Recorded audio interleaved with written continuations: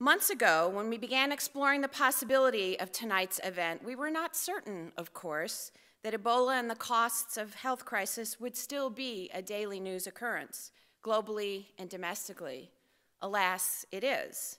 But we were certain that engaging in a vigorous discussion on what profound health risks mean to us as individuals and as a society could prove beneficial on many levels. And looking at it from the fresh perspectives of these panelists would also provide new insight. The costs we're examining, of course, are not just dollars and cents, but dollars and common sense, human instinct, and a historical approach to the human response to contagion. What does it mean to be vulnerable, and what does it mean to be afraid? How can we look at the frailty of health in terms of business and also in terms of our humanity? A bridal shop in Ohio went out of business last week because it was nicknamed the Ebola shop. It was where the quarantine nurse, Amber Vinson, had purchased her wedding gown. She did not have the virus, but the store owners could not shake the stigma and went out of business. The World Health Organization announced last week that Ebola vaccines appear safe and will be administered soon to healthcare workers at risk. And as of this week, officials in Lansing, Michigan are monitoring a person suspected of having the Ebola virus. And a hospital in Urbana, Illinois is seeking to be the only Ebola center outside of Chicago in the state. In 1948, Albert Camus, who would later earn the Nobel Prize in Literature, published The Plague. It was a look at what an unavoidable pestilence does to society and the lives, minds, and hearts of its citizens. In it, he wrote, "The essential thing was to save the greatest possible number of persons from dying and being doomed to unending separation. And to do this, there was only one resource to fight the plague. There was nothing admirable about this attitude, it was merely logical. The recent breach of security at the Centers for Disease Control and the proclamation of President Obama to allocate more than $6 billion to fight Ebola brings the real-life drama of a plague to the forefront of our consciousness. It's not just an economic concern, but one that affects how we live, treat each other, and how we believe government and its agencies are required to treat us all." In his 2014 book, Being Mortal, Medicine and What Matters in the End, best-selling author and physician Atul Gawande wrote, "If to be human is to be limited, then the role of caring professions and institutions ought to be abiding people in their struggle with these limits. Sometimes we can offer a cure, sometimes only a salve, sometimes not even that. But whatever we can offer, an intervention, and the risks and sacrifices they entail are justified only if we serve the larger aims of a person's life." This evening, we have brought together 4 renowned panelists who each, in his or her definitive way, is qualified to examine pandemic and health calamities. Please read the full bios of our guests in your program, but let me briefly introduce this evening's moderator, Odette Yousef, a seasoned, award-winning journalist at WBEZ, Chicago. Thank you, Odette.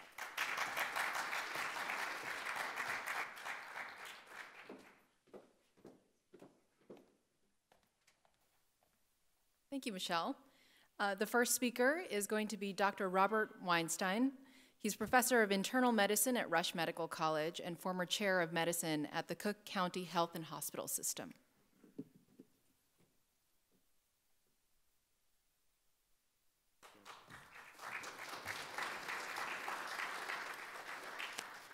Thank you. I want to thank Michelle, the Illinois Humanities Council, and the Chicago Public Library.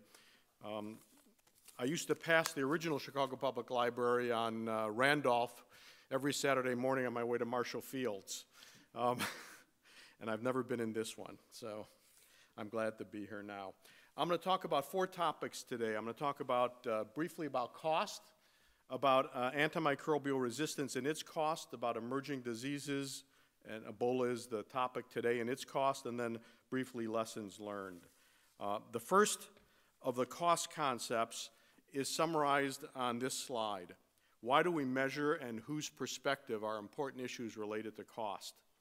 So generally, we measure cost to make a decision. As you all know, if you're going to buy something, you decide whether you're going to go to Costco or Sam's Club, or you're going to buy it at Amazon. Hospitals and most institutions measure cost to decide whether to start or stop a service. Particularly important for medicine are the last two issues, or last three issues. Comparison between services, if a hospital wants to decide on a new service. For institutional hygiene, that is to make sure that various departments are adequately funded. And for societal equipoise, that is how much money should be dedicated to hemodialysis, to various other life-saving medical interventions. And people often use things like quality life years to adjust that. So those are kind of the decision-making issues. Now, in order to make those decisions, you have to have cost definitions, and I've listed down here the direct and indirect costs. At least in a hospital, the costs are both fixed, that is, such as staff, and they're variable, supplies and so forth. And hospital costing is very difficult to do, and most people just tell hospital charges. So when you look at a report, you should always try to understand whether they're talking about the charges or the costs, which are very, very, very different. Probably the easiest costs to measure are the indirect costs to society, such as the loss of life, and I'll talk about that in a moment. And finally, there are opportunity costs, such as redirected care, and I think it's an important issue in Ebola. So the nurse that you may remember was quarantined on the East Coast. That was a huge cost for that, and that was a cost, those monies could have been used elsewhere. So there's a huge opportunity cost to every decision that's made.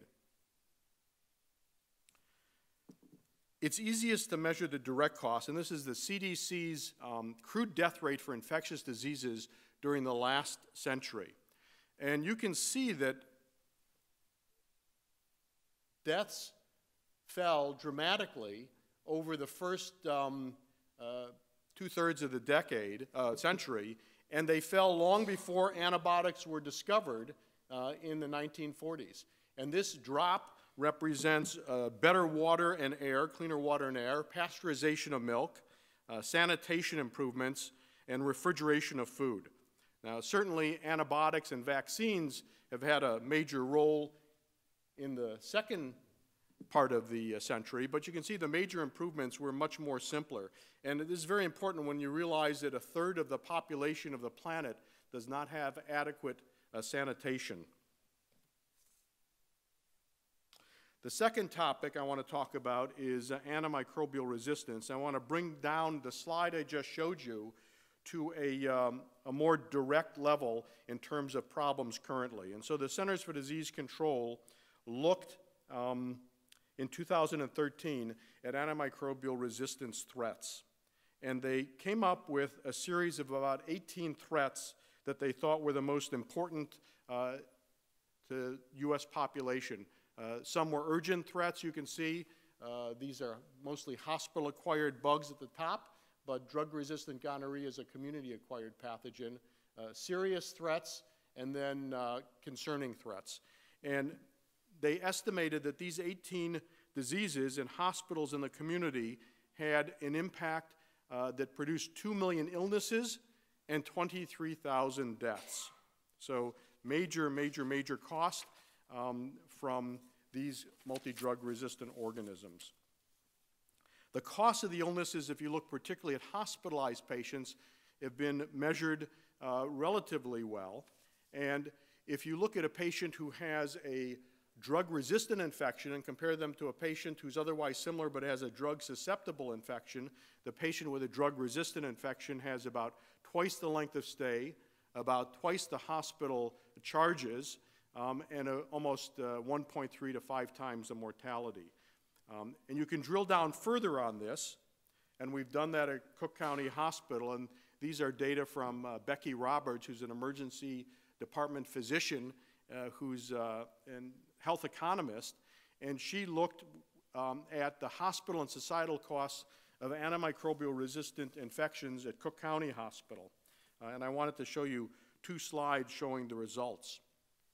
The first is mortality, and along the bottom of the slide is the patient's Apache score. And the Apache 3 score is a measure often used pretty universally of the risk of mortality in hospitalized patients. It's a well-validated measure. And you can see that if you look at predicted mortality of a hospitalized patient, the higher this score, the greater your risk of mortality. And if you compare patients who have antibiotic-resistant infections to those who do not have antibiotic-resistant infection, you can see almost a 2-fold increase for any single Apache score. So by this measure, antimicrobial resistance had a major impact on mortality.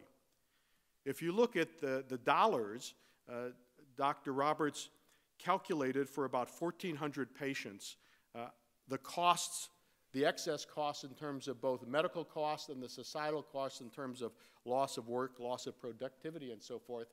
And she estimated that if we could reduce the infection, the antimicrobial resistant infection rate by about 25% for those 1,400 patients, we'd save almost $3 million, so about $2,000 per patient. So both in terms of morbidity and mortality and cost, there are substantial costs to antimicrobial resistant infections. These infections that I'm talking about here are diseases of medical progress. These are very immunocompromised patients with cancer, collagen vascular diseases, dialysis, renal failure, or being treated in hospitals. And so they have much more likelihood of dying. But if you want to take a global view and look at the diseases that are killing around the globe, this is an epidemic scorecard that the New York Times published in April of 2003 at the time of the SARS epidemic. So they wanted to put SARS into perspective. And you can see that the major killers on the planet in terms of infectious diseases have been, are, and will continue to be tuberculosis, malaria, and diarrheal diseases. They eclipse, those 3 together, all other infectious diseases on the planet. You can see SARS was down here. When SARS was all over, it affected about 8,000 people with 800 deaths. So it's just a drop in the bucket compared to influenza, which causes about a quarter of a million deaths each year, and planet-wide, and in the United States, about 35,000 deaths a year. So this is a huge problem. If we were going to fit Ebola in here, Ebola would probably be somewhere between SARS and yellow fever. It would be very little. There have been, in the Ebola outbreak, we're in about our 20th outbreak since 1976, but the biggest outbreak, it eclipses most of the others, and you'll probably get sick of seeing this Ebola electron micrograph, but this background is the Ebola virus. But in this current outbreak in West Africa, there have been about 20,000 cases and about 8,000 deaths. And remember, I said influenza in the United States kills 35,000 people in a year, and worldwide kills 250,000. So this is bad, but we've seen much worse. This is in terms of the cost of care for Ebola. It's a little bit hard to calculate. This is a field hospital, so you can see this is not a very high-tech place. And in fact, if you look at the costs of care, in Liberia, there are about 5 doctors for every 100,000 patients compared to about 242 in the United States. And a couple of the hospitals that have cared for Ebola patients in the United States have estimated about $25,000 a day. I think that's probably more charges than costs, but it's still a lot. In Liberia, I haven't seen any calculation. Why is this the biggest outbreak? Director General of the WHO, World Health Organization, Margaret Chan, said, there are 3 reasons for this outbreak: poverty, poverty, and poverty. I want to read you a quote from Oyewale Tomori, who's the president of the Nigerian Academy of Sciences. He said 2 things recently. This is from December 2014 from Lancet Infectious Diseases. He said, the weak infrastructure, the great corruption of the affected countries, years of civil war, and lack of timed international support through WHO are the main reasons for what is happening today.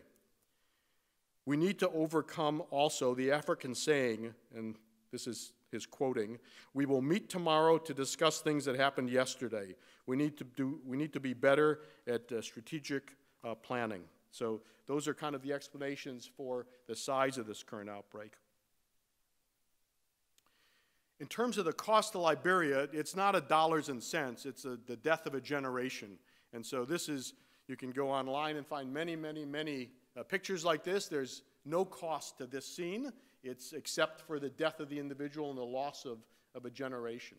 And so this is, I think, the way the cost would be measured in Liberia. And I think in terms of the epidemic, I think this slide captures for me pretty much everything about the epidemic. It shows the conditions of the hospitals there, and it shows this man who didn't even make it to the hospital, and it shows the reason people die of Ebola is dehydration and renal failure, and this guy has a bunch of water bottles there, which I don't know have been very successful, and patients have overwhelming, life-threatening, and debilitating diarrhea. And you can see in this picture this man's pants are stained. Let's see if that's working. I guess you're not seeing the pointer or that, but you can see the stain, I think. If you look at his crotch, it's pretty apparent. That's stool, and this man is probably defecated to the point that he's unconscious, dehydrated, in renal failure, and dead, if not dead there, dead shortly. And that stool is highly infectious. So anybody who comes along and moves him or touches him or tries to clean him up has a very, very, very high risk of getting infected. And so I think that this captures pretty much the problem. So lessons learned. The state of scientific knowledge at a molecular level, our understanding of Ebola and of all the diseases I've talked about is incredible. We know the sequence of the DNA, the RNA, in all of these agents. The control measure, the concepts are usually very simple. You find patients who are infected, you isolate them, and you hydrate them. That should be very simple, but it's a problem in West Africa. And it's complicated by the problems with contamination of family members during burial rituals. The scientific basis for some of our decision-making is often incomplete. For example, you've probably read, for every patient almost that was hospitalized in the United States, they were given convalescent plasma or blood from a recovered infected individual. There is no data to know, there are no data to know whether convalescent plasma or blood actually is helpful. Totally unknown. So right now there's a controlled trial that's being started. There are antiviral agents, there are vaccines, and there are plasma trials all being done now to try to increase our scientific knowledge base. And then finally, the implementation of the most simple things is difficult. One, overcoming the distrust, particularly in a country like Liberia. Second, improving hygiene. Very simple things like burial rituals and improving avoiding the contact of family members with contaminated materials from individuals like this chap. And finally, upgrading the infrastructure, particularly in Liberia, of a country that's been devastated by a decade of civil war. The cost, the discussion today of infectious diseases, the analyses are extremely sophisticated. I showed you Dr. Roberts' analyses. They're very sophisticated. And the bottom line is the costs are staggering no matter how you measure them, whether it's a dollar cost, a morbidity cost, a mortality cost. And I think it's very clear that we came to the recognition a little bit late, but that a problem for one of us is a problem for all of us, and it's hard for us to live isolated on this planet. At that, I think I actually will keep us on time. Thank you very much.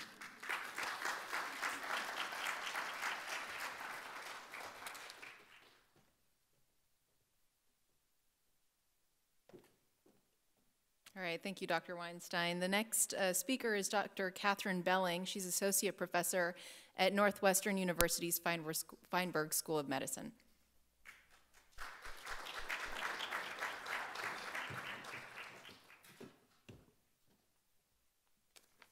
Thank you very much. Thanks, Odette, and thank you for the invitation to be speaking to you tonight.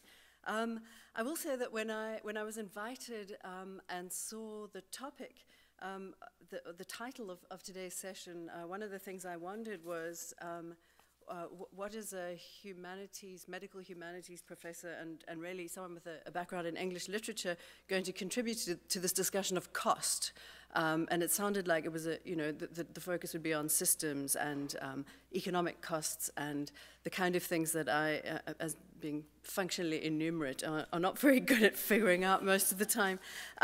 So I thought, and then Michelle actually said, well, the point is, this is the Illinois Humanities Council, and we're thinking about the human costs, and I found that really useful. I mean, I at first thought, what can a humanities approach contribute to something as immediate and real as people dying of this terrible disease? I can't treat anyone, I certainly can't cure anyone, and I can't really provide any useful statistics or make policy or anything.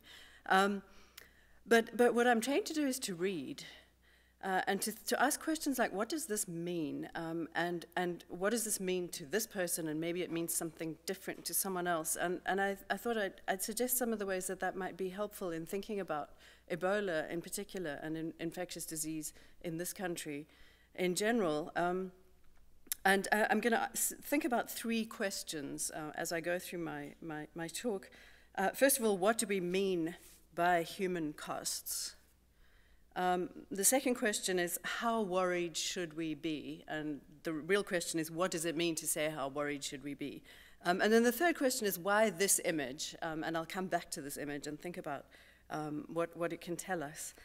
So first of all, in terms of human costs, it tends to mean the soft story, the individual rather than the general.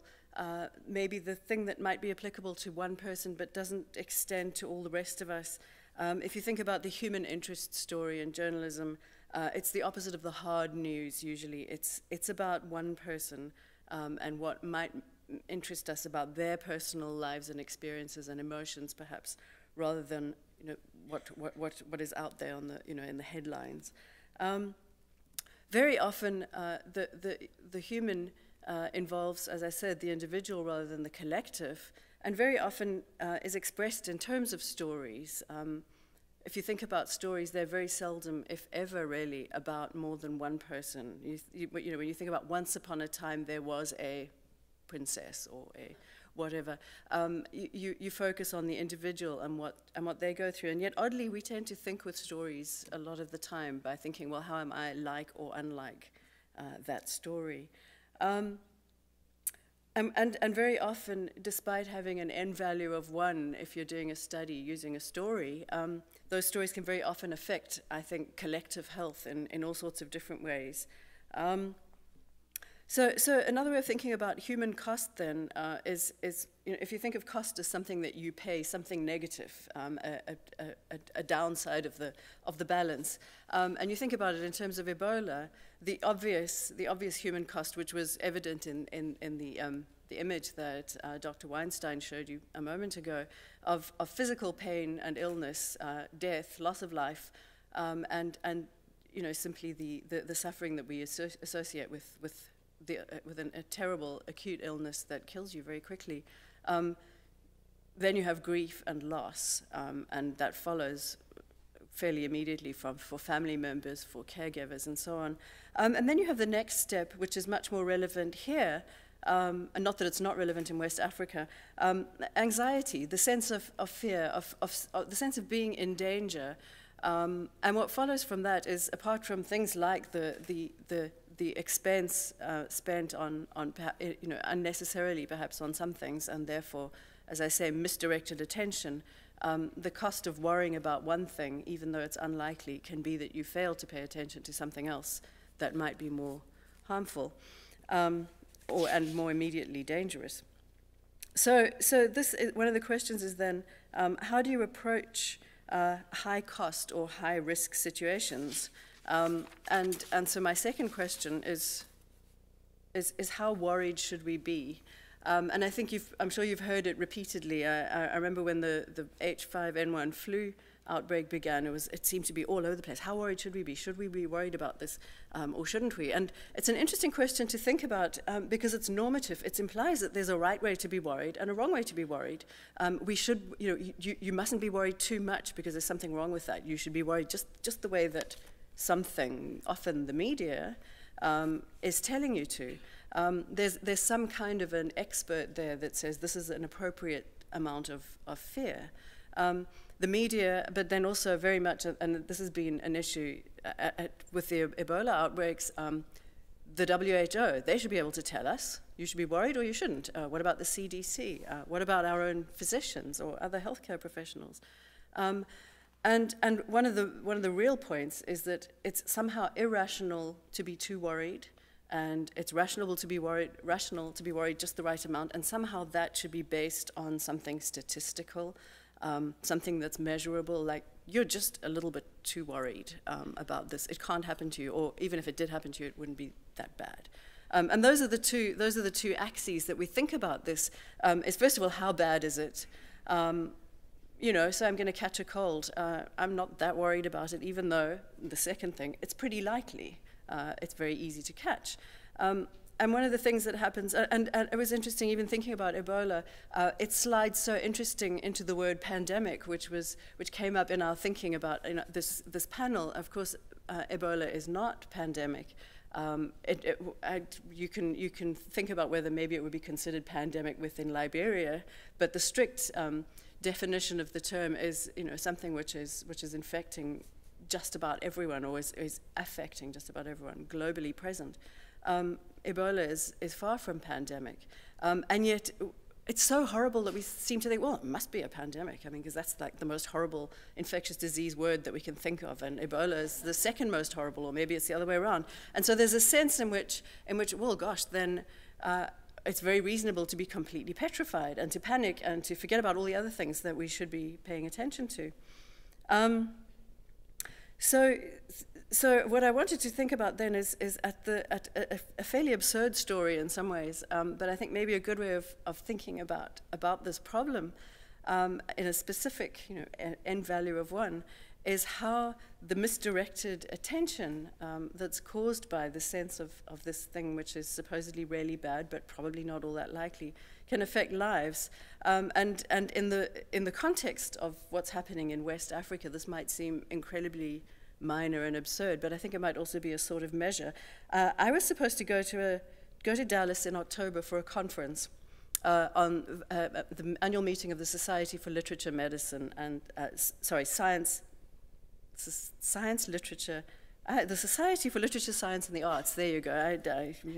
But what was very interesting was that the topic of the conference theme was fluid, which, as things turned out, was not a good topic for a conference in Dallas in October 2014.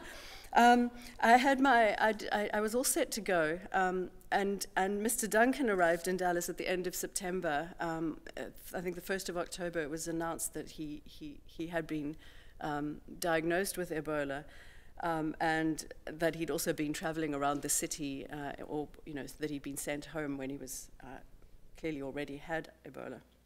And my first reaction was, well, this is going to be a very interesting conference. And then I thought, well, how worried should I be? And I spoke to a couple of other people, and some people said, oh, you're kidding, of course you're going to go. And then I thought, well, I don't, it was a sort of interest. The hotel was quite near the Presbyterian Hospital, and I thought, well, but it's not going to be out there in the air. And how should I calculate this in terms of my own safety? And I ended up not going. And then maybe this is unfair. I will say that I was due to travel the following month for a much longer time, and was about to be away overseas, away from my children for the longest I'd ever been away from them. And then my son, who is 10, started saying, well, why is there all this stuff about Ebola on the news? And is it in Dallas? And are you going to Dallas? And I thought, okay, well, now I've got an excuse. I don't have to say I'm worried about my own health. I can say, well, I just wouldn't want my family to worry. And I did genuinely also think, you know, what if I can't get a flight back? What if there's some kind of quarantine thing? So maybe I'll just play it safe and stay in Chicago and not go to the conference. So apart from anything else, think about opportunity costs there. I maybe missed out on something really important.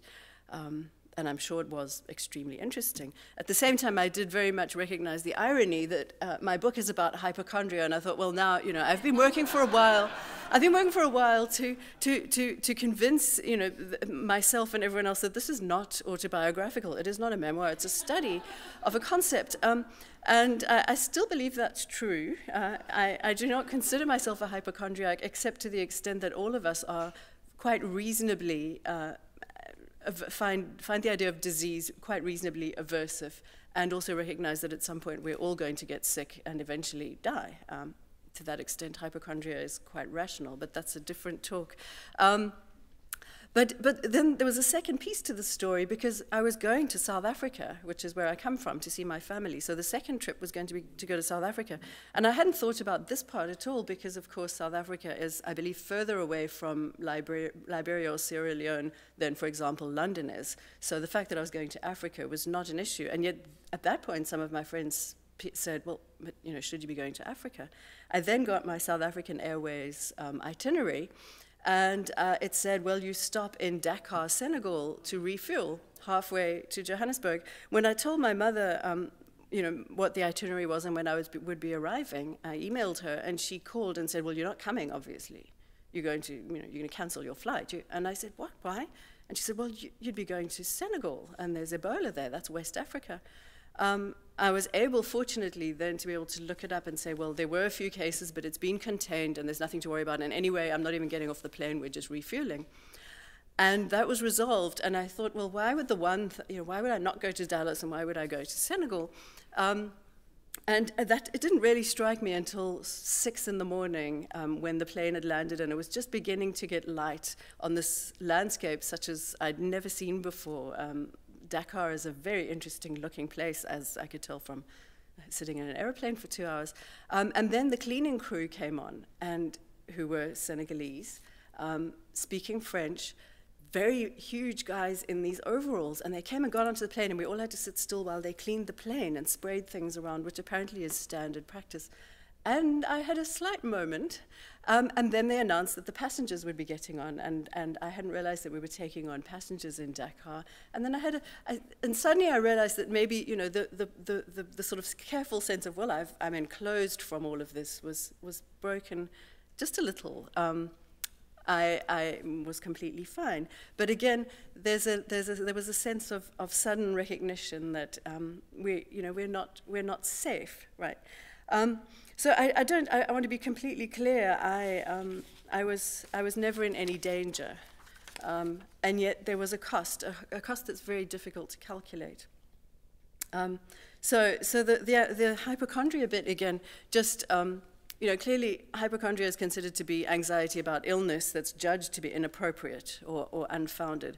And I do think one of the reasons perhaps that I got asked to speak here tonight was that I was interviewed for New York Magazine about Ebola and asking the question, something like, has Ebola turned us all into hypochondriacs? And I got the strong feeling during the interview that the interviewer really wanted me to say, well, yes, if you're worried about Ebola, you're a hypochondriac. Right, because that means obviously there's nothing to worry about and it's inappropriate, which again, I couldn't really support. So what I want to think about is what it is about Ebola. We've established it's not the most likely disease to happen to us, and yet it's become this kind of word that has incredible power. And so I look at a couple of images, or rather of passages that suggest this. An email, a report in Disease Daily, which is a publication of.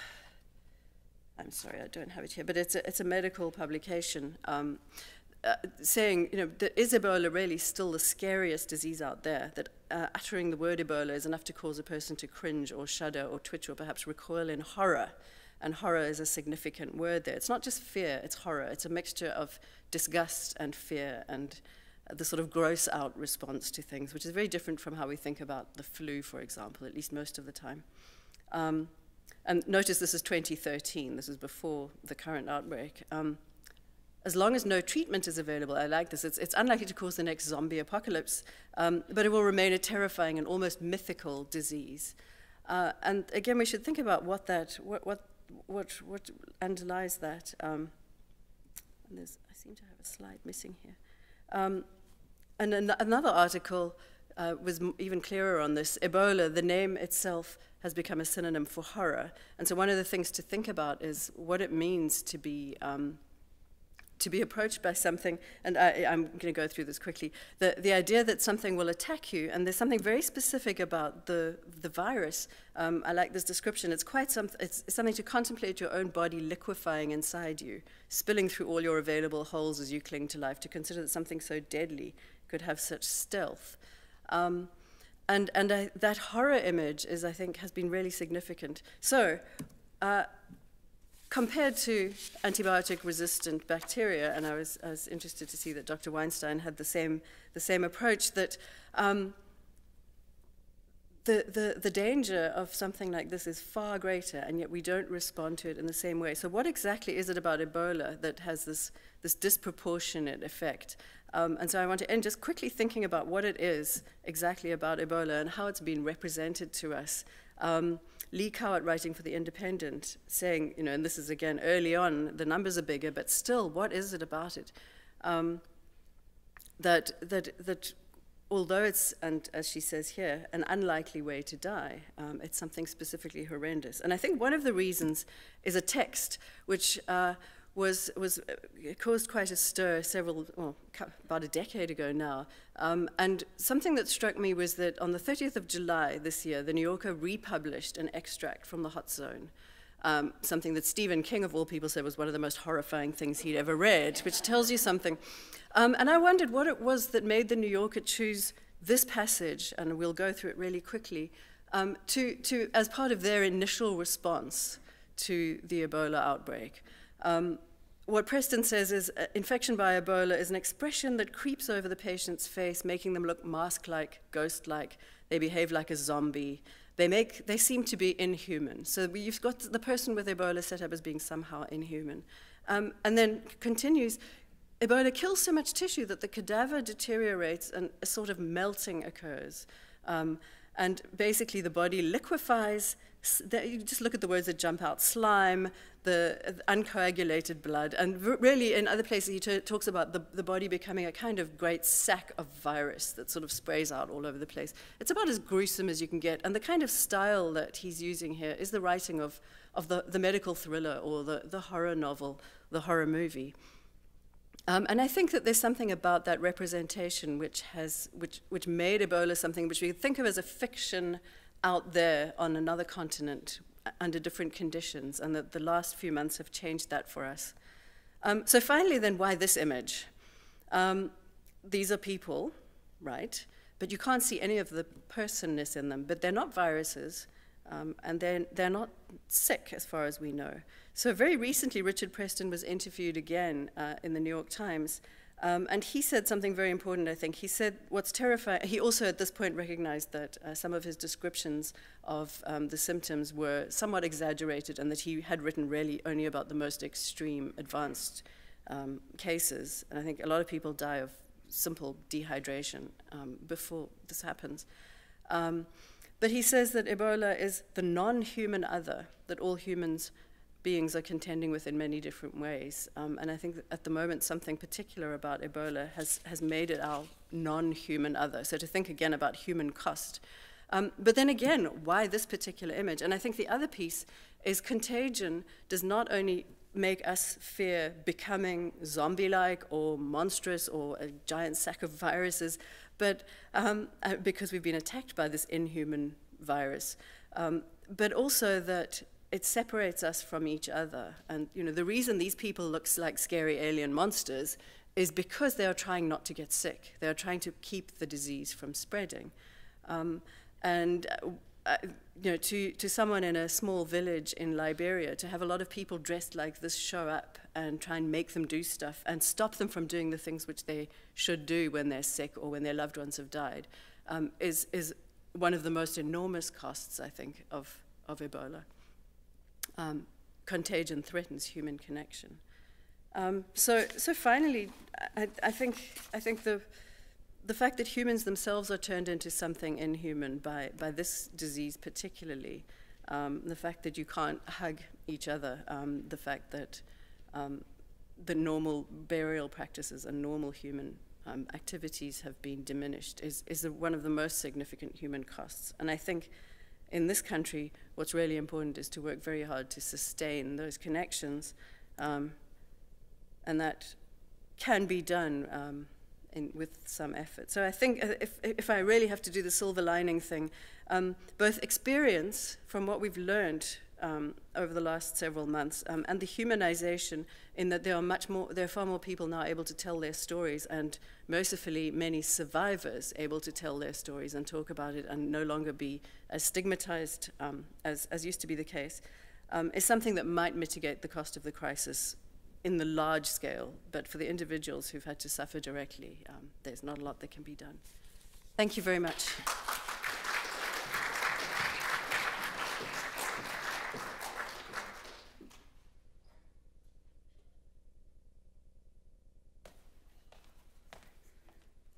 Next is Dr. Bruce Lambert. He's professor and director of the Center for Communication and Health at Northwestern University.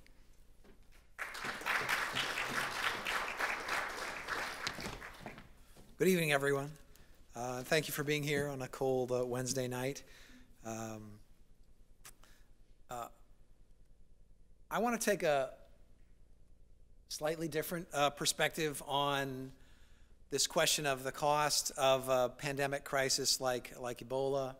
And I want to talk about it in relation to the way that the U.S. healthcare system operates on a sort of ordinary, everyday basis, and the way that Ebola might pose challenges for the U.S. healthcare system or throw into relief the problems that the U.S. healthcare system faces on a day-to-day basis. So this is an overview of what I want to talk about. The first point I want to make is that the U.S. healthcare system has a lot of serious problems having nothing to do with Ebola.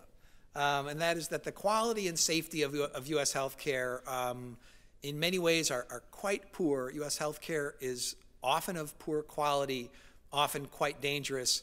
Very large numbers of people are harmed by healthcare every day in every hospital. I mean, not large numbers in every hospital, but collectively large numbers of people are harmed every day.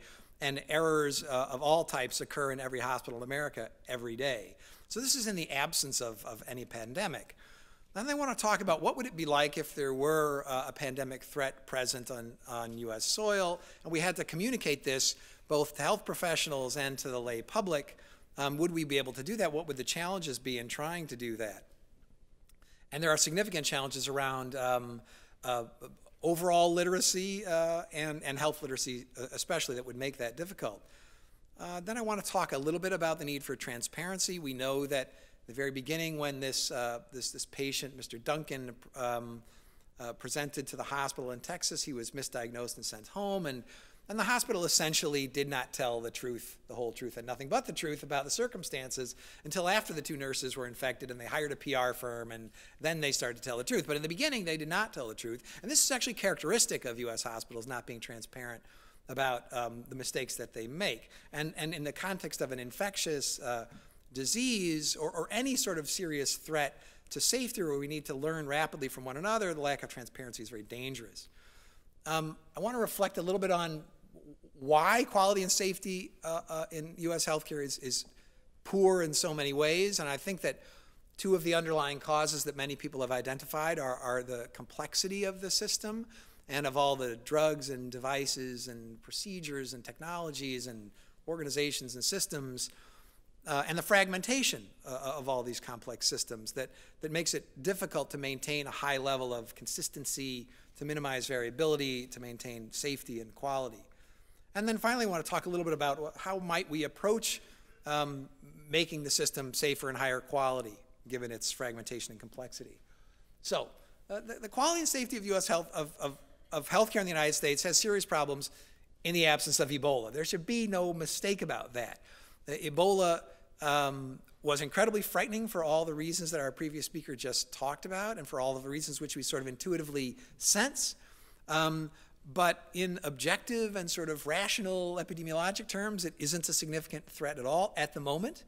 A very, very small number of people were infected. A very, very, very small number of people got seriously sick, and only one on U.S. soil has died. So in contrast, all these other problems, which I'm about to summarize, seriously injure and kill thousands of people in the United States. So here, unfortunately, is a sort of the opposite of what the greatest hits in U.S. healthcare would be, right? These are the greatest misses in U.S. healthcare, the things that go wrong routinely. So there are very poor rates of hand washing in U.S. hospitals and in outpatient care facilities as well. This is one of the simplest steps we can take to improve rates of hospital-acquired infections or healthcare-acquired infections. I'm sure Dr. Weinstein has spent many, many, many hours in his life trying to think about hand washing at Cook County and other hospitals, try to improve rates of hand washing and so on. It turns out it's extremely difficult to improve rates of hand washing in hospitals, not just in the U.S., but elsewhere in the world. So you get about 50% of people washing their hands when they ought to, which is sort of before and after every contact with a new patient. As a result, these low rates of hand washing compliance are in spite of 720,000 hospital-acquired infections in the United States, resulting in about 75,000 deaths per year in the United States. So these are very, very serious problems of hospital-acquired infections, and even larger numbers of patients are seriously disabled and often have their lives permanently altered by these hospital-acquired infections. And even those who don't have life-limiting and life-altering consequences often have longer hospital stays and suffer these serious hospital-acquired infections. And yet still we can't get people to wash their hands. And it can't be simple intransigence by doctors. It's a complicated problem. There are 400,000 deaths a year in the United States due to medical error of one kind or another: misdiagnosis, medication error, procedural error, all the errors tied up. This is our best recent estimate of the number of deaths per year in U.S. hospitals. And of course, it massively dwarfs any harm caused by Ebola. And if we think about what kinds of errors happen in hospitals or outpatient settings. So there's been a lot of work recently on diagnosis error.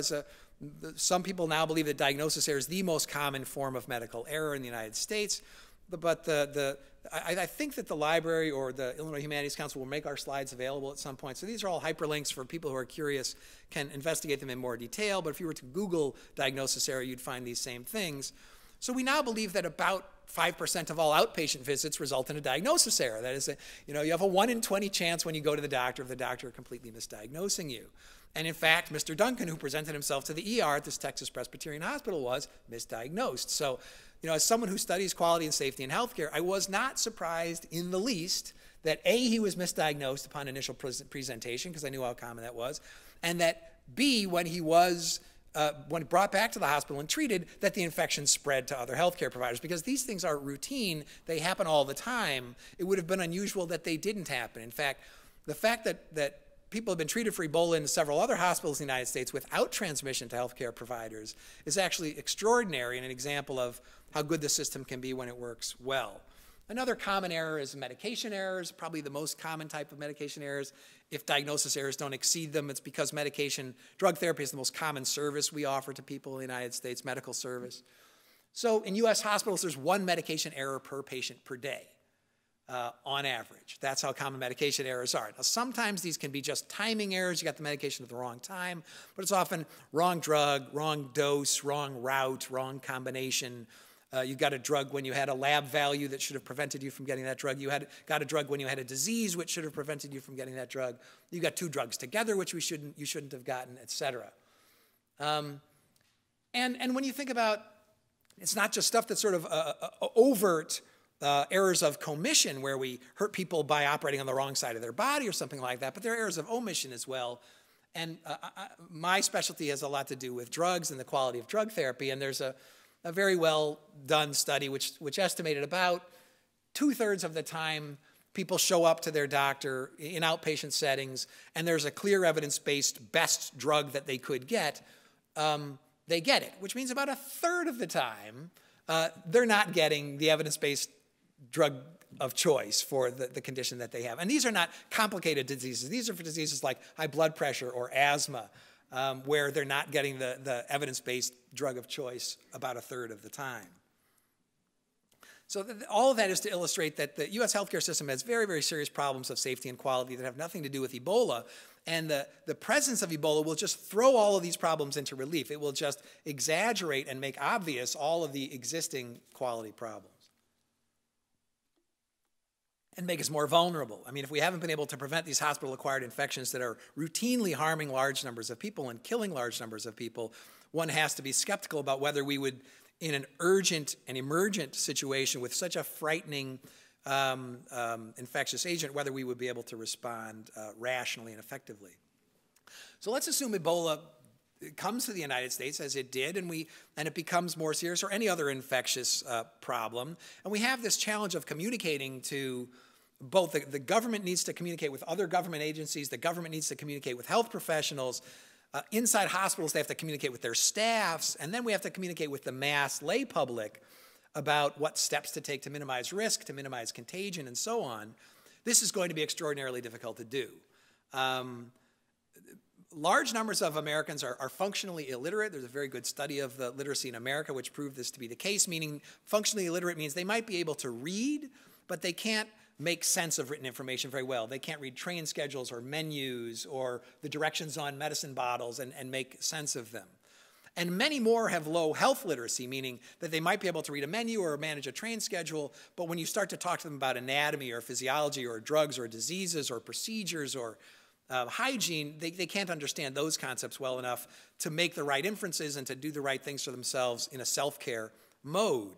This is very challenging for us on an ordinary, everyday basis. People come to the clinic, they get diagnosed with diabetes, we tell them all the things that they have to do, and they simply cannot understand. And they go home where most care for chronic illness takes place, and they make incorrect inferences, they do the wrong thing, they misadminister the medicines, they don't do the self-diagnostic stuff we'd like them to do, and so on, because of this low health literacy. And then there's this question of probability. So one of our previous speakers was talking a lot about how worried should we be, as if there were a right answer to that. I thought that was really, really clever. But supposedly there is a right answer, and so somehow our fear is supposed to be proportional to the probability of being infected or the probability of dying or something like that. And in some cases, we know this probability with great certainty. For common infectious diseases that we have a lot of experience with, you know, we sort of know with gonorrhea or something like that. We know from long experience about how many people get gonorrhea per year. The numbers are relatively stable and so on. We know about how many people would die from getting, you know, gonorrhea or syphilis or the flu. But even when we do know that, it's very difficult to tell people, for example, that to give people an accurate sense of what the probability is of being infected, and if you're infected, of getting very sick, and if you get sick, of dying. And then so we start to compare with everyday events. So you hear people like me who specialize in health communication trying to think of analogies that might help people understand. Is it more or less likely than dying in a car crash, which we have some intuitive sense of? Is it more or less likely being struck by lightning? This is the one that people always want to reach out to. Is it more or less likely than some other event where I might have the sense for its probability? But the fact is human beings are terrible at understanding probabilities, including health professionals. We have inherent biases in our judgment and decision-making which make us terrible intuitive reasoners about probability, which is going to make it very hard to communicate the, quote, true risk and get people to understand exactly how worried they should be. And we're especially vulnerable to vividness, the vividness of something, to lack of control. The well-known human biases in judgment and decision-making have to do with things like vividness. The vividness of a threat seems to amplify its probability in our minds. The uncontrollability of a threat seems to amplify the threat to us. So that's why so many of us are afraid of flying, but not afraid of driving home on the Eisenhower in the ice and snow. Where the probability of being injured or killed driving home on the Eisenhower is much greater than flying. But since I'm driving, nothing bad can happen. I'm in control. But when I'm flying, I'm completely out of control, and our perception of the threat is much greater. And of course, we've seen that these descriptions of Ebola, these vivid, horrific descriptions of Ebola, also amplify our perception of the risk. Thank you. So there's this issue of transparency.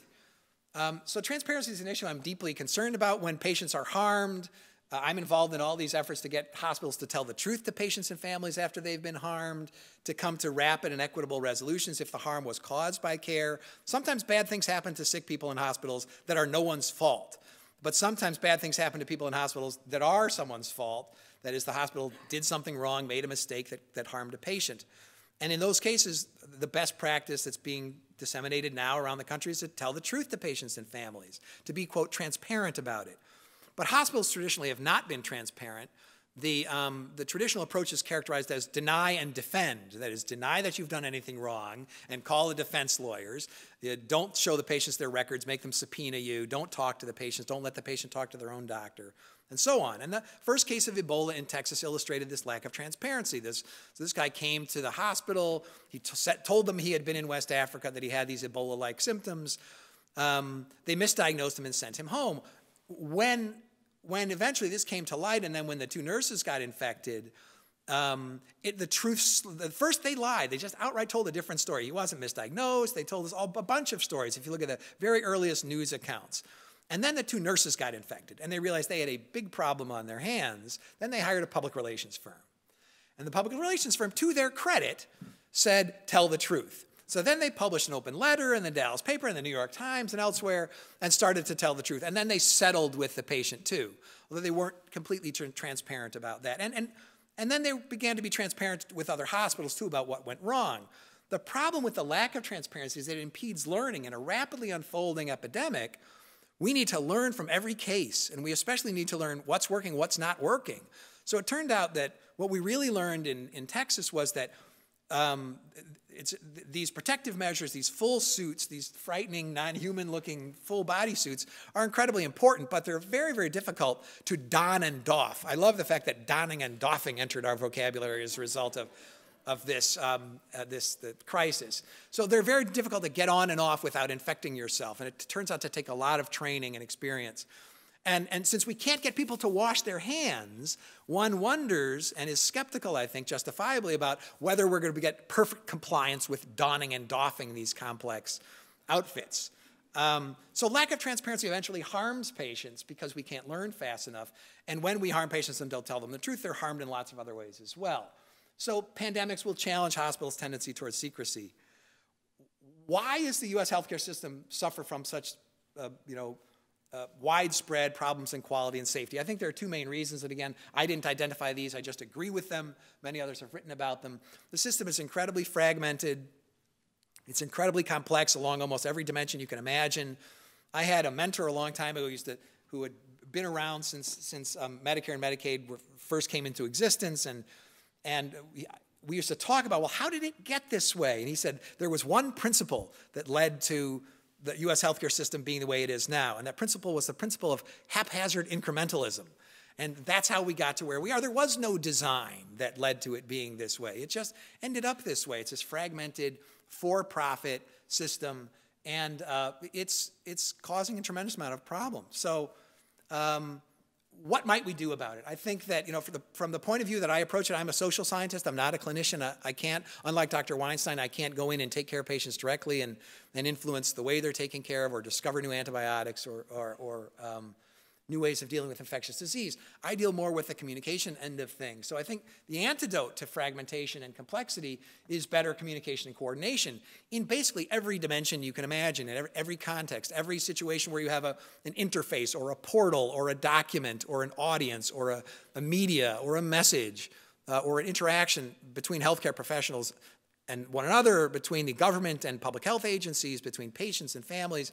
We can understand those interactions and messages in media and try to optimize them, make them work better. And we can design lessons from aviation and other high-risk industries, as well as from consumer electronics, where they've mastered some of the art of design to a greater extent. So I think with that, my time is up. And that's just a summary of the points that I made, and I look forward to the discussion. Thanks for the opportunity to talk with you.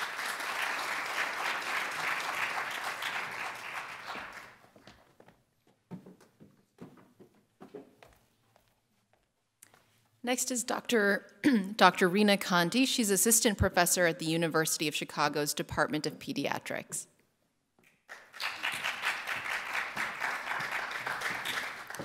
Thank you so much for the opportunity to come and speak with you today.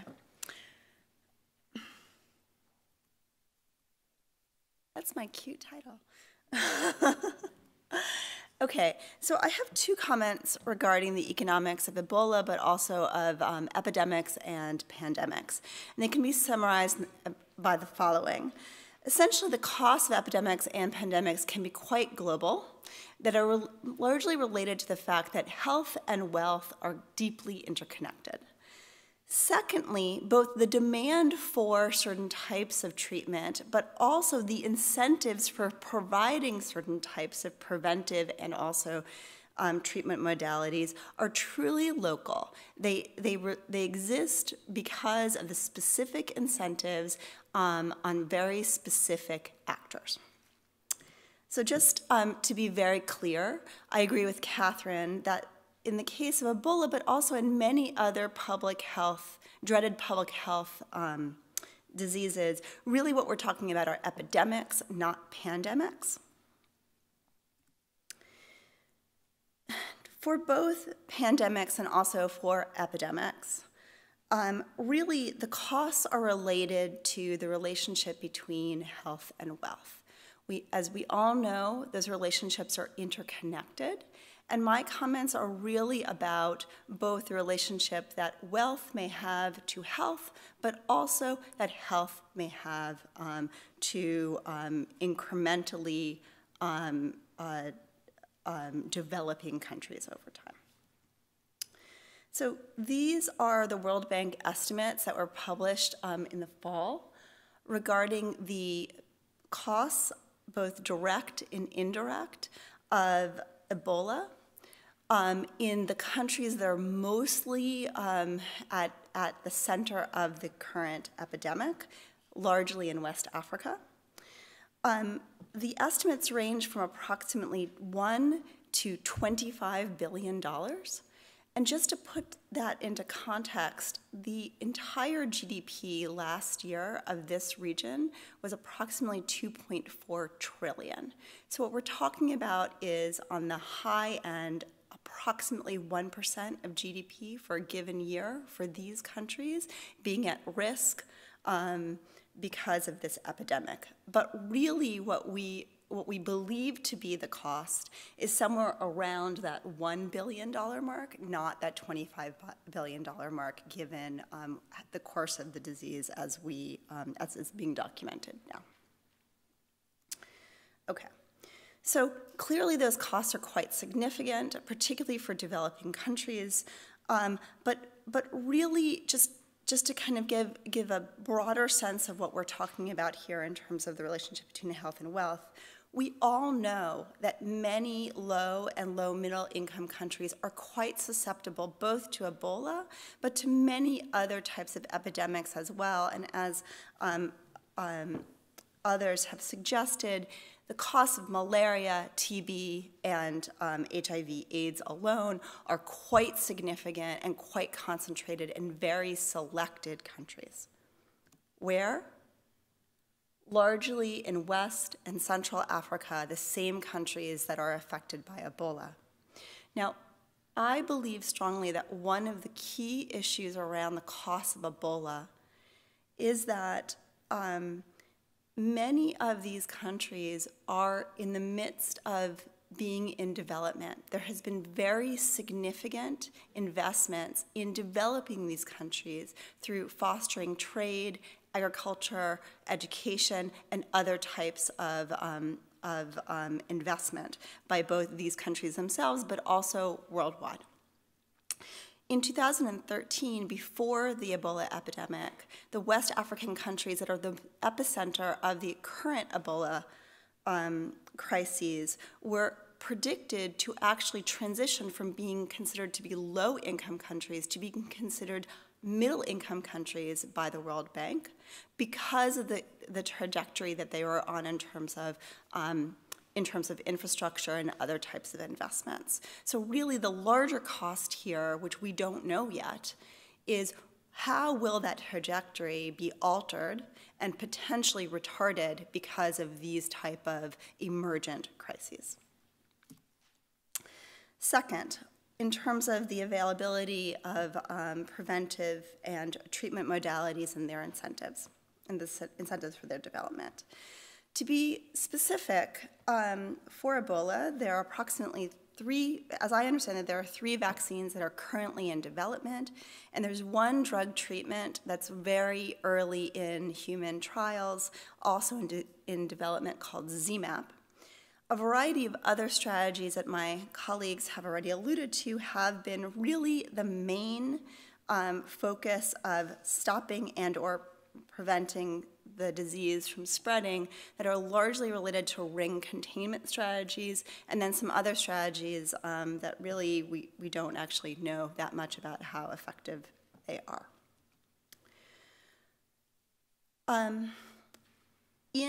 For low and middle income countries that are primarily affected by these disorders, by these diseases, vaccines are particularly valuable. So I like to think of this as prevention truly is worth an ounce of, or a pound of cure here. And that's because of the existing infrastructure. It is much easier for vaccines to be widely disseminated through affected countries than for treatments to find their way to affected people once the diseases have already, or an outbreak has already been underway. There is, we hear quite often that diseases and vaccines for neglected diseases or for diseases that afflict poor countries are underinvested in.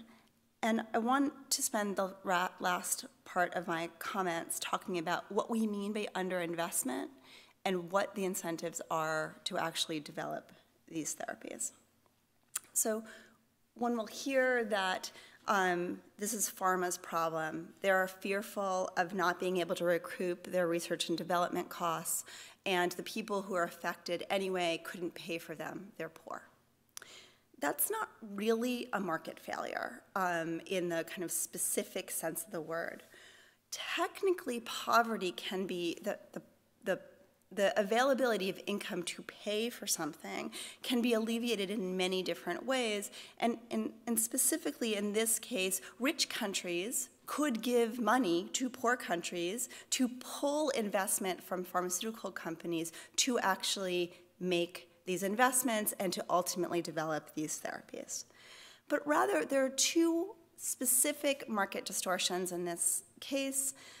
One that has to do with pharma's expectations, and the other has to do with government's own incentives that likely retard investment in these type of vaccines and drugs. The first market failure, and I think this is the key operative one, is related to time inconsistent incentives. Here, what I mean by this is that before a vaccine or a drug is developed to treat a dread disease, everyone wants that drug and disease. The company faces very significant demand for its therapy. However, drug development and vaccine development are quite uncertain, both scientifically but also technologically. And the truth is that the process can take 12 years or more to develop something that is safe and efficacious in humans. Once the manufacturer, or once the multiple manufacturers have invested all of that time and effort into getting that drug FDA approved and available on the market in terms of the adequacy of the supply, governments, who are the major purchasers of these vaccines and drugs, but also other healthcare agencies, have every incentive to bargain down the price all the way down to to essentially the incremental costs of manufacturing that drug or vaccine. This creates this problem for pharma, which is essentially they know that the ultimate purchasers aren't actually willing to pay the full price, but instead they're going to be bargaining at a table for the lowest price that they are willing to give, and therefore they are very reluctant to invest in this significant, uncertain, and timely or time-costing investments. Secondly, in terms of government incentives, we could have specific governments invest in this type of technology and leave pharma out of it until maybe the very end when we need manufacturing expertise. However, research and development is a public good. And what I mean by that here is that there are many things that come from research and development. One is this product, hopefully, at the end of it. But others are related to the knowledge of both the disease and also how to manufacture products that may help these diseases. But no one government can capture the full benefit of that investment. Instead, other governments, other people will also benefit from that investment, and there's no easy way of making that transfer from one government to another.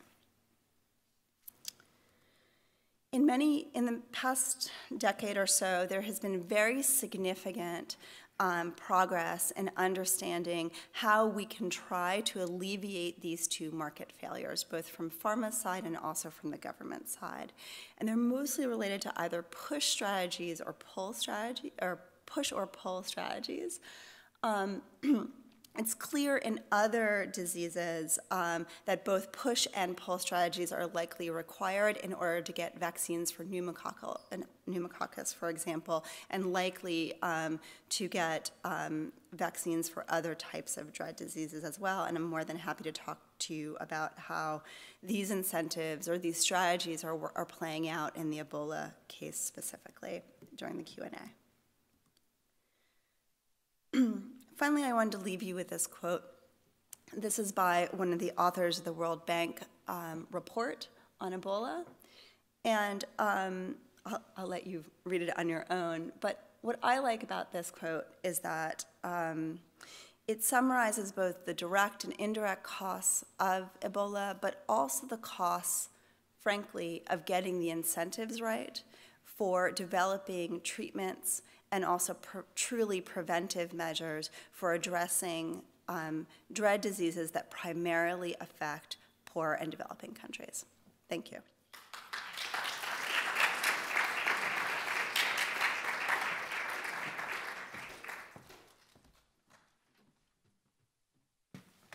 Thank you. While our panelists are taking the stage, if you could please pass your index cards with questions to the end of the rows, and staff will be able to collect them. Thank you.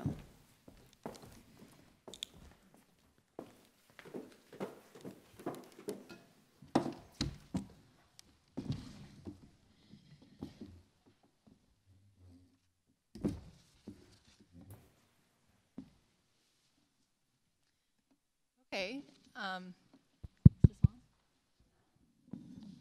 Is this on? Yes, it is. Okay. So I want to start by going back to what Catherine spoke about with the cost of fear. And I want to dig into it a little bit by asking, to what extent can we, quantify what the cost of fear was, but also what do you think could have been done to mitigate the fear that is associated with Ebola? And Catherine, perhaps you could start, and then we can see what some others have to say. Sure. Okay. This is okay. You're right. Now you can hear me. I have no idea how to quantify fear. And I think Bruce's point was right that you can answer the question how worried should we be if you're going to rely on, or okay, let's see how scared should we be, which is slightly more serious. You can say that you are at such and such a risk. You have a 1 in 10 chance of X. The thing is that even then, for the individual, when your N value is 1, if you are that 1 in 10, it's 100%. And that's one of the tricky things, is that you can quantify the risk, but to quantify the cost for that individual is never the same as the risk. They're either fine or they're not. And so that I think that's one of the reasons that fear can, what seems like irrational fear can still nevertheless be appropriate. I know that's not exactly what you were asking. To say that what the cost of fear was in this country, and the past tense is tricky here because I don't think this is over. You know, I mean, there could be people on planes right now. I mean, it's, you know, we're still testing people. It's not as though this is something that's finished. But perhaps one could really say, in some ways, the benefit of the fear at this point has been close attention to things which, for a very long time, had been seen as over there and something we don't need to worry about. It's something that happens in poor countries. And suddenly now it's very clearly something that not only can come here, but we are not entirely equipped to, you know, that as Bruce pointed out, hospitals, you know, didn't seamlessly contain the first case of Ebola on American soil. Mm-hmm. And so that perhaps there's, you know, the fear is actually, you know, quite well-founded and maybe quite productive in some ways. Bruce, did you have anything to add? I mean, fear. Well, I think that you know, one thing about fear in America is that it's a device that's used for manipulation a lot of the time. I mean, so there was a lot of profiteering made based on fear. I mean, so a lot of newspapers and magazines were sold, a lot of biohazard suits were sold, a lot of God knows what, Cipro from the Canadian pharmacies or whatever people thought was going to protect them from Ebola was sold. You know, our politics is rife with fear, where fear is used to control us, to motivate us to buy something. Typically, I mean, it's a sort of consumer culture where, you know, they'd like us all sort of alone in our houses with our hands on our devices, consuming something, then getting up in the morning to work, and then consuming something more. And fear is something you can use to get people to consume. So. It's not clear that everyone was motivated to minimize fear. You know, if minimizing fear were our goal, there would be certain things that we could try to do. We could do our best to produce messages in all sorts of different languages and different media that would reach all sorts of audiences, using what we know about low health literacy to describe precisely how it spreads according to our best scientific understanding, about how precisely to prevent it. And we could attempt to do that, but you know, fear is sort of by its nature irrational and not always amenable to these rational means of persuasion. And I don't think that it was everyone's goal to minimize fear in this case. But on that point, I wonder, you know, what was the media's role and what was the role of elected officials here in the United States in some cases in perhaps exacerbating or misinforming the public about the Ebola crisis? I don't know who wants to take a stab at that one first. Dr. Weinstein, perhaps, yeah. Well, fear is situational. I'm a grown man, and I live in an old creaky house, and when it creaks in the day, it doesn't bother me, and when it creaks at night, and my wife is there, it doesn't bother me, but it creaks at night, I'm alone, I walk around and check the windows. So it is very situational. Yeah. And I think you need someone you can trust. So during World War II, I guess the Brits had Winston Churchill, and so they feared bombings less. On Face the Nation, Bob Schieffer had Ryan Paul, I guess. He's I think an ophthalmologist, and he said, you know, sending these soldiers to Africa, they're going to get infected, they're going to come back, they're going to be spread around the country, and they're going to give Ebola to lots of people. It's a disaster waiting to happen. And then the next guest was Dr. Tony Fauci, who's head of the National Institutes for Allergy and Infectious Diseases. He's the guy who the first President Bush said he was his hero. And Tony Fauci said, you know, with all due respect to the senator, that's not the case. It's not going to happen. And I think someone like Tony Fauci, who has a lot of presence, can be reassuring. And so I think that Ryan Paul was not reassuring. He really caused a lot of problems. I think similarly, there was a quote in the newspaper at the beginning of the Ebola outbreak that this virus could become airborne. And it was from someone who was a scientist. Well, that's never happened in the history of medicine, that something that wasn't airborne became airborne. It just hasn't happened. Could it happen? I guess it's theoretically possible, but if they had asked me, I'd said it's not airborne, and it's not going to be airborne, and don't worry about it being airborne. And I think people didn't understand the difference between airborne and droplet. The only thing that I saw in the media that helped explain it was someone had a very good description. They said airborne, and there are only 3 airborne diseases really on the planet: measles, chickenpox, and tuberculosis. Nothing else really is airborne. They may be situationally airborne, but they're not airborne. And someone explained it as a difference between rain, which falls to the ground, and smog, which stays in the air. And I think people could understand that. And Ebola is rain. It falls to the ground. You get out of the rain, you're not going to get it. It's not smog.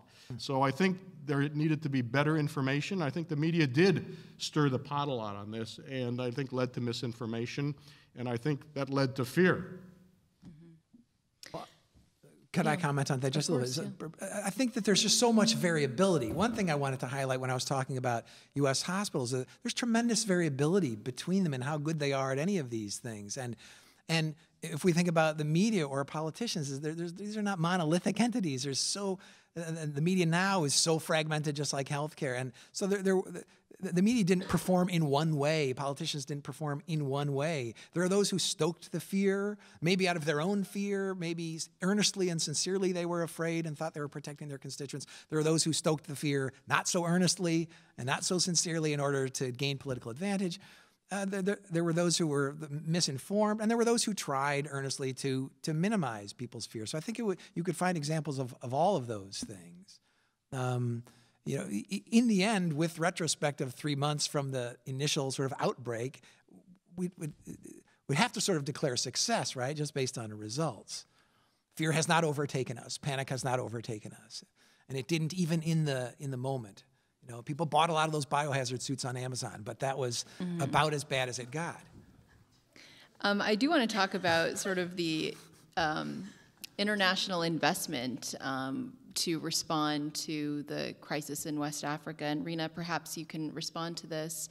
Many view the response of the U.S. and the World Health Organization as having been perhaps too little, too late. What would have been the right investment to contain the outbreak and looking forward to ensure sort of a safer future? So I'm not sure that I can opine on whether or not what the adequacy of the response was or the timing. What I can tell you is that it's clear Ebola is out there. Many of these other threats are out there. There are even bigger threats, malaria, TB.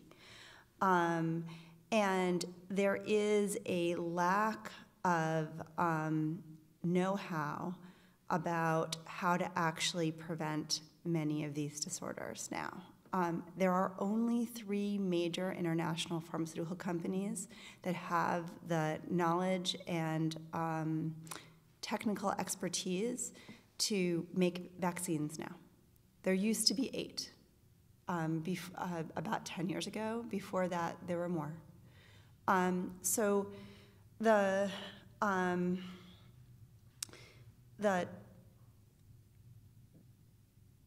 demand is clear.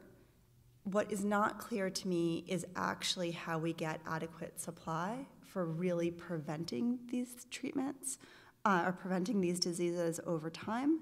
And in particular, it's one thing to plan, which we don't all do very well, 5 years, 10 years in advance, or even for the very small threat that may devastate us. Climate change is probably a good example of that. But we don't also take care of or don't really address events that have a very low probability of actually occurring, particularly on US or EU soil, but when they do, they're truly devastating.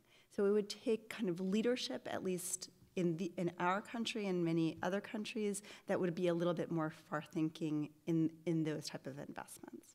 Do you think any of those lessons were learned from this particular epidemic? Is there any evidence to suggest that? Before Ebola, there was SARS. And then there was the flu, the really, really bad flu that we experienced. I don't know whether we learn. I'm curious to know sort of what, from each of you really, what do you think are going to be the long-term costs in West Africa, primarily to this crisis? And that could be from an individual point of view, families, extended society, economic, the impact on the health infrastructure. What do you think the long-term effect of this will have been if we're talking about it in 10 years or 20 years from now? Do you want to start from this end of the table? Well, there's orphans, and there's all the problems with dead people and what they leave behind in terms of their families, which is not different from a lot of diseases. I think that the story is not written yet. I think that there have been 19 or 20 epidemics before. They were all controlled much more readily. So there were certain situations in Liberia that led to this epidemic, and I think what needs to be done is to figure out which of those were the worst, such as distrust and a generation of people who couldn't read because of wars and lack of schooling, and try to fix those 3 or 4 problems based on this epidemic. And I think the first is distrust of the populace, and I think the leaders there need to figure out how they can regain the trust of the people. And I think if they do that, then actually they'll have made a significant progress, and this outbreak won't have been, as they say, in vain.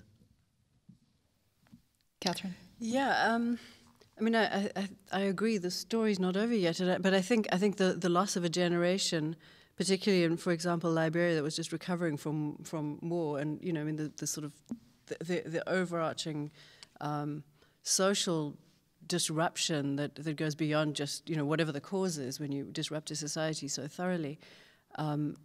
Is significant, but I think also beyond the effects of Ebola itself is to the healthcare system, the fact that not only do you not have enough hospital space for patients with Ebola, nothing else is getting treated. What happens if people if you're pregnant and have complications in childbirth, or heaven forbid someone might have cancer or any kind of other illness that might. That hasn't even been mentioned. As though there are no other illnesses but Ebola in West Africa, at least as we're learning about it. But it looks very much like that's the way treatment is going. And so I think the wider impact on health, wealth connected, obviously, is way beyond simply containing the epidemic itself will be step one. Then you'll actually be able to measure all the other damage that's being done, and that will take a very long time. It's difficult to know. We can't predict the future. I think that my best sense is that the net effect of this widespread Ebola epidemic, especially in the hardest hit countries in West Africa, will be negative and will last for decades. I'm not an expert on the history of Liberia, but I do know that Liberia was torn apart by an incredibly brutal civil war for years, which was characterized by the use of child soldiers, which was characterized by the frequent use of amputation for terror in these wars with machetes. There are many, many, many thousands of amputees in Liberia.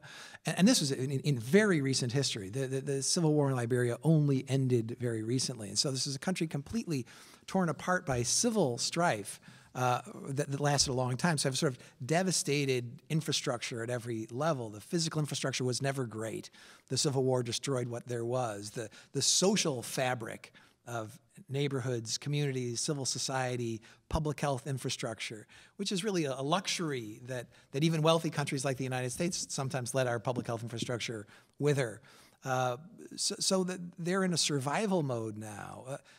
So I think that the net effect will be negative. It will set back development, economic development, cultural development, intellectual development, diplomatic development on every dimension badly. For how long, we don't know. But if you look for a positive, it could be that there is going to be investment in the public health infrastructure of these countries in order to overcome the epidemic. And there is infusion of international aid and expertise. There's development of some indigenous expertise among the survivors and those who are able to treat the people being affected, and that will probably have some lasting benefit.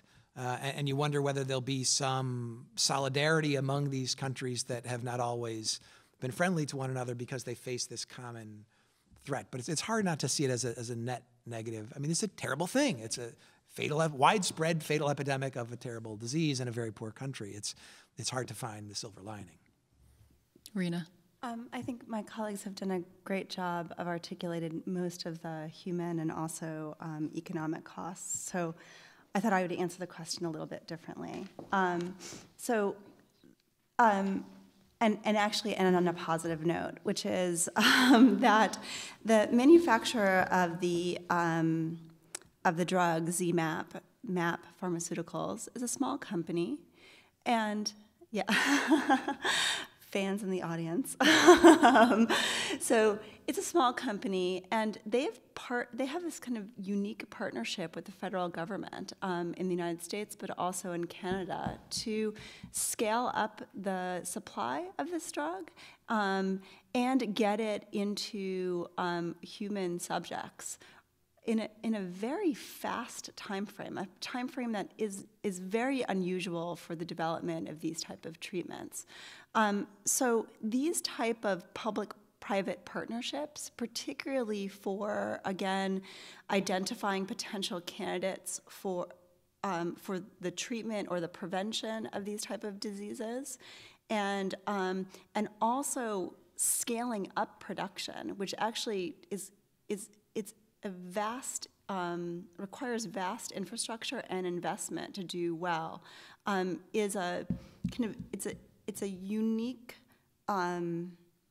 it's hard to do well, and this is a really nice example that hopefully will be successful in developing this therapy and showing that these type of partnerships can actually be quite productive over time.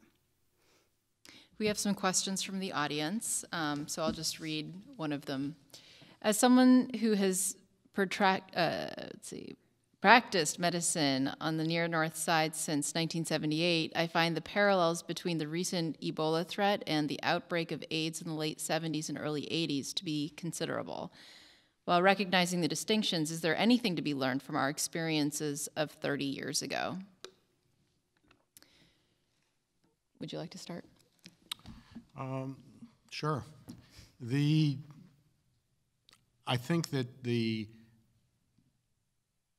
one of the key kind of comparisons in terms of fear is the likelihood of transmission. So it's very clear now that people who have Ebola are not infectious until they're symptomatic. And it was very clear early on in the AIDS epidemic that family members were not getting infected. So living with someone was not a risk. Living in someone's house, was not a risk. It was really the exchange of fluid, sexual contact, sharing of needles that was a risk. So I think that if the information about Ebola risk had been spread more quickly and more rapidly, I mean, the nurse who was quarantined, that was, totally unnecessary. The woman had no symptoms. And people had not spread Ebola until they were sick for a couple days. So I think the way it's spread and really the epidemiology can drive a lot of decision making, and that was similar. I think like HIV, there's been a tremendous push to develop drugs. It's even faster for Ebola, and in fact Ebola is probably a more forgiving virus in terms of vaccines. There still is not an AIDS vaccine after all these years, and it looks like there are at least 2 or 3 candidate vaccines for Ebola, and there's ZMapp, which is a kind of an antibody sort of thing, but there are also antiviral drugs that are being looked at. So it spurred development in a way that was mentioned in terms of maybe a model for the future. I think, to me, those are kind of the big lessons, that the epidemiology of it really should make people less fearful, and that when something is really bad, the medical community and industry can really respond very quickly and positively, and there may need to be more of these government-industry partnerships in order to overcome some of the cost issues that were mentioned. Anyone else want to chime in on this one? Yeah, I mean, I'm very curious, what exactly the parallels that the audience members saw. But as I tried to think of the parallels myself, I think the parallel that comes to mind is that these diseases first affect marginalized populations. So when a disease affects a marginalized population, especially, in America, we think of Africa. There are all these, misconceptions. Africa is a country. It's the dark continent. The symbolism is still alive in America.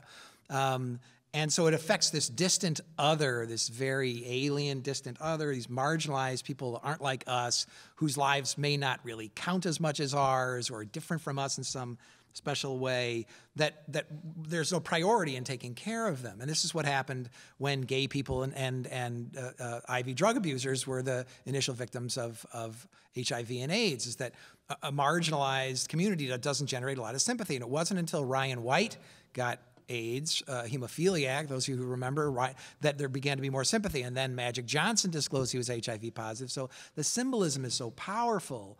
And as long as the disease is associated with marginalized patient populations, there's this stigma of contamination, of defilement, and this is the symbolism that surrounds the disease, and that for those of us who were alive and remember what was happening in the early stages of the AIDS epidemic, that there was the notions of that this was retribution for homosexuality, for drug abuse. I mean, these notions are not completely gone from our society, from our culture, and as long as they're present, it means that there will be inaction in trying to respond. So Ebola's been around for a long time, but affected these distant others, and so there wasn't much urgency, and that's the parallel that I see.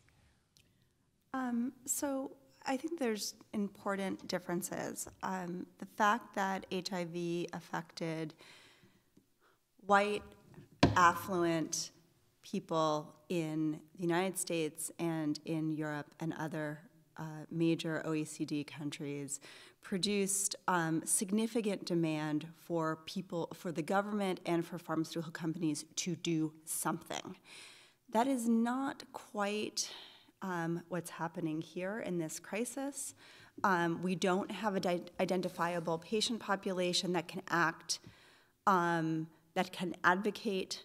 We don't have an identifiable wealthy patient population that can act as organized advocates for both the development of these therapies, but also for the availability of these therapies in a compassionate use framework. So that's very different. I think that one of the interesting things is that unlike HIV and AIDS, where the advocacy community essentially allowed the experimental therapies to be disseminated for compassionate use cases, that is not what's going to happen with ZMapp. And likely the other therapies that may be developed, what people are talking about is that the people who will be available, who are eligible for this therapy, will be enrolled in a clinical trial where we can actually glean information from them on an ongoing basis. So those are different and will likely affect both the supply and demand of therapy. Can I follow up on that? I have less faith in the market saving us from Ebola. I frankly don't think the market is going to save us from Ebola. I think public health infrastructure is a public good, like public education or bridges or ports or roads. And in the United States, there's been massive disinvestment in parks, schools, roads, bridges, public health institutions, the public education.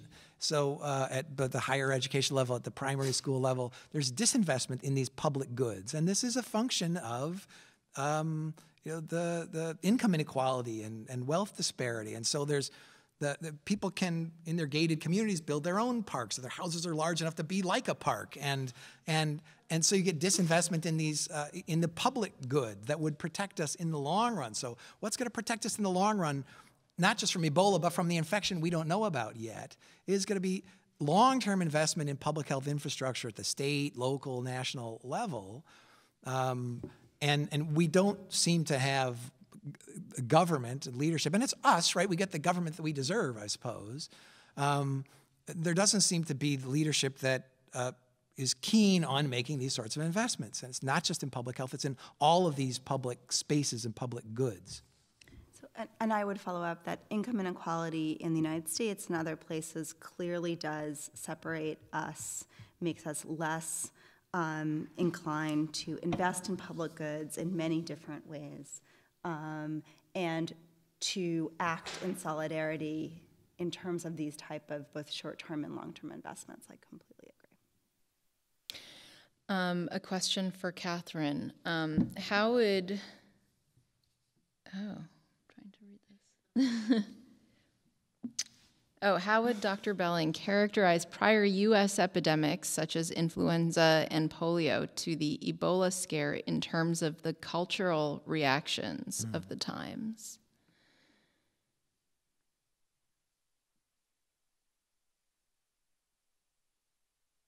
I'm not sure.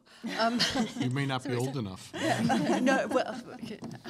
1918. No? Yeah, even it's only 100 years Why ago. is that? I'm trying to think of the recent flu outbreak, which was, I think there were real parallels, and I think some of the differences were not unrelated to issues that I certainly think are very interesting about the 1918-19 great Spanish, so-called Spanish flu pandemic, which was a pandemic, in that the flu is still something that we don't think of in the same kind of terms as we think of hemorrhagic fevers. It's something that's continuous with our regular experience of mild illness.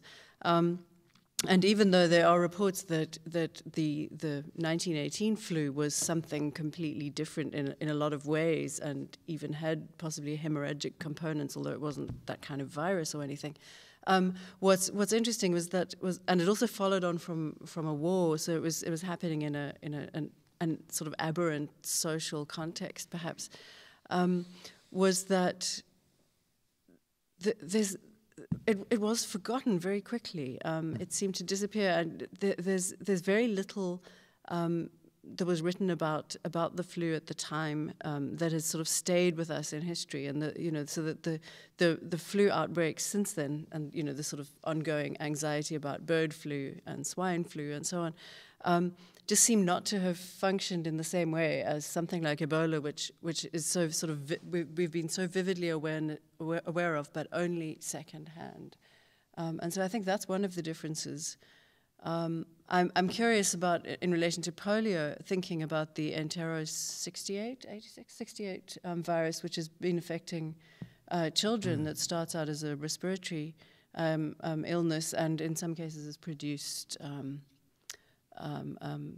various forms of paralysis, and it's been interesting that I expected to become more of an issue sort of publicly and produce more anxiety than it has, partly perhaps I think because Ebola sort of, again, steamrolled over issues that are maybe more serious in some ways and certainly more likely, more probable. Well, I was a kid before there was polio vaccine, and I remember the pediatrician would tell my parents not to take me to Lake Michigan because all the little kids would sit there and sit in the water and urinate, and you'd go in there and you'd get polio. I had measles, and I remember having to be in a dark room because of the complications of measles. I had mumps.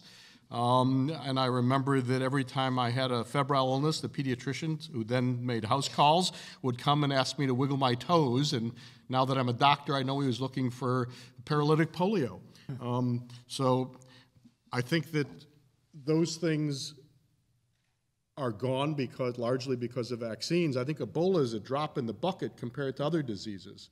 I think every summer we have West Nile now. It's moved across the United States, so it's encompassing the entire country. We've got every winter influenza. We've got a virus called chikungunya virus, which is coming up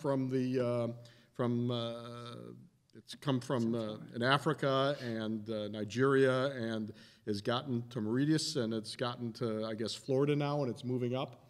So we've got lots of these zoonoses. So there are lots of viruses we never even heard of that are living in bats and in bushmeat and other animals. And as we kind of push back the frontiers of where we live.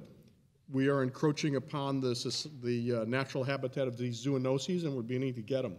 So I think Ebola is just one drop in the history of all these things that are problematic. And the scorecard I showed, malaria and diarrheal disease, tuberculosis, I think Ebola is scary because people make it scary because they write about it and make it sound like a Stephen King thing. You know, people don't dissolve like that. I mean, it's not like that. It's not like that clown that Stephen King showed with the teeth who ate kids and hung them in his somewhere in some cave. That's not the way it is. That's just in people's minds, and that's why I hear a noise at night and I'm alone. I've probably read too many of those books. So I would worry more about all these other zoonoses. And hopefully we're learning how to deal with them and how to respond to them more quickly by understanding the epidemiology, understanding how they're spread, and dealing with them. As I said, the first 19 epidemics of Ebola were controlled really reasonably easily. This was a situational problem because of the unfortunate country and the distrust of the people for the politicians and for the doctors, and lack of literacy because of 10 years of civil war and all the rest. Mm-hmm. But I think that's a particular situation, and I think that's just unfortunate and terrible for that. But I'd worry more about all these other things if I were going to stay up at night and worry. Yeah, I think it's really hard to compare 1918 to now because of the amplifying effect of the media now and its ability to gin up our fears so effectively. But it is interesting. As people were speaking, I thought, well, what's the great work of literature from the 1918 flu epidemic, or the great poem or song, or is there one? I mean, when did Camus write The Plague? That was in the 40s or something like that, right? Mm-hmm. So was that in response to the flu? I don't think so. Yeah, so it's strange that such a massive global crisis didn't produce some great work of art or literature. Well, there's a big world war that kind of eclipsed it. But there had been a world war right before it hit, and then there's another world war shortly after. But it still seems like, at least the world war itself produced great works of literature, by Hemingway and others. But it doesn't seem like there has. And I'm not sure Ebola will produce a great work of literature. But it seems like if we had some cultural touchstone, yeah, right. The hot zone, does that qualify? But if there were some cultural touchstone, that actually would let a lot of us orient to how we should respond and how afraid we ought to be, and maybe we would have heroic archetypes about how to respond or something, but I'm not sure that we do. A question for Rena. Is there a difference in production cost for a vaccine versus a treatment drug?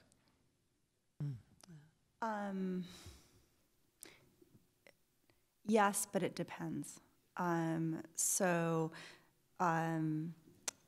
Small molecule drugs, think aspirin or something like that, the production costs are essentially zero or pretty close to zero. You literally put the chemicals in a machine and out spits thousands of pills.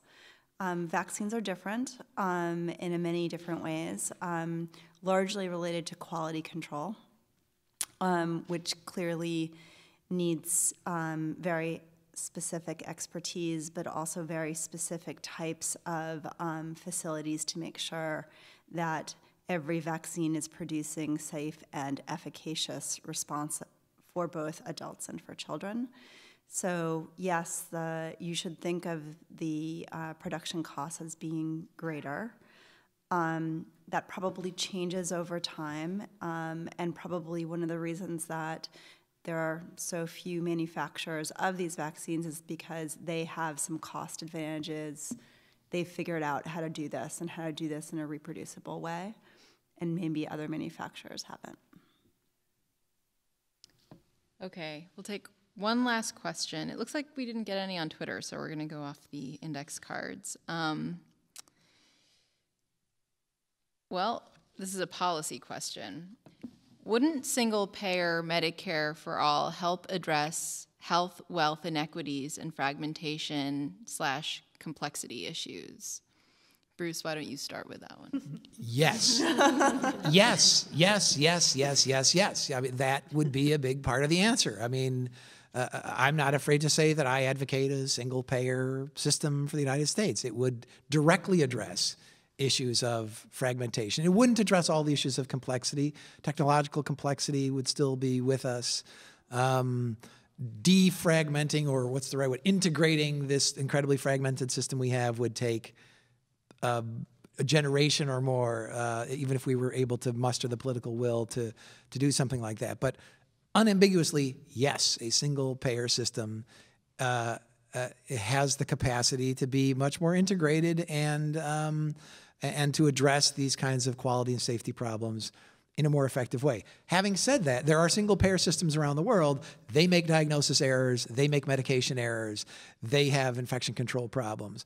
But there are some positive outliers. There are some European countries, Dr. Weinstein probably knows this data better than I, where they've managed to tackle antibiotic resistance, for example, much more effectively than we have. And it's in part because they have single-payer systems. That's not the only reason. But that's one of the reasons. And it's clear when I say fragmentation is one of the root causes, I also believe single payers is one of the root solutions.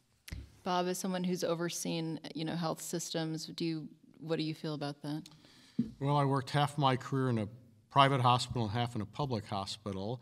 Would you consider the VA a single-payer system? It comes close. In the United States, it's about as close as we come. Yeah. But it's embedded in this fragmented system. Yeah, so I think the devil's in all the details. So the VA is a single-payer system, which they gave themselves a lot of good publicity for a while, and then they gave themselves a lot of bad publicity. So, and I think some of the European countries have done a better job. But if you go there, outpatient surgery in some of those countries doesn't even exist. You get admitted, you stay for a while, a long time. So there is some benefit of capitalism and fee-for-service. I mean, it does drive some improvements. But the Commonwealth Fund just came out with a report like 3 days ago that looked at quality, efficiency, and equity in 11 industrialized democracies. The United States was last. We pay the most. We had the worst outcomes of these 11 industrialized democracies. All of the others had some nationalized form of health care. So I think, although we can find anecdotal examples of where single-payer might be worse, they talk about waiting for specialty care or something like that. In general, across large studies like the one that the Commonwealth Fund, you can Google Commonwealth Fund, equity, access, and quality, and you'll find this report. And the U.S. comes 11th out of 11 industrialized countries in terms of these outcomes. And we pay the most by far. All right, I think we're out. Thank you so much.